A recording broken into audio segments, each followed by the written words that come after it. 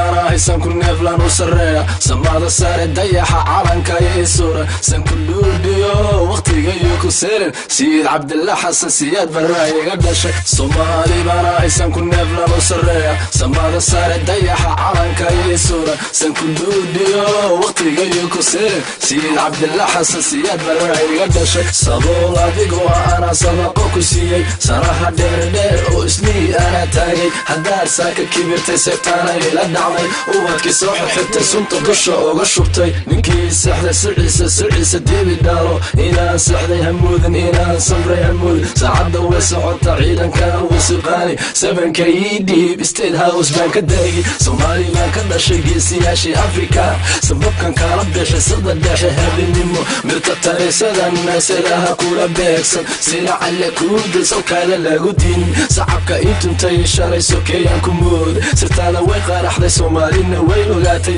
safaaradadan gubi inasan ka gudhiyo sidii Hitler baan sinjigaada baabi'in Soomaali bana haysan ku neeflan u sareeya samada sare dayaxa calanka iyo sura san ku dhuudhiyo waqtiga iyo ku seerin Sayid Cabdillah Xasan Siyaad Barre iga dhashay Soomaali bana haysan ku neeflan u sareeya samada sare dayaxa calanka iyo sura san ku dhuudhiyo waqtiga iyo ku seerin Sayid Cabdillah Xasan Siyaad Barre iga dhashay Hargeysa sooda Garowe sooda Jigjiga sooda Garissa sooda Xamar sooda Kismaayo sooda Buhooda sooda Beledweyne sooda Bardheere sooda Baydhabo sooda Tolaayo tolaa ciidanka sooda sahrooyi ii dhiib calanka ii dhiib haddaan soo noqon wadanka u dadaala South Africa maqal saaxiibka miihi Soomaalida aad gubtay weligay mayloobo walle mayloobo sidaad mudin maaha Soomaali way midowday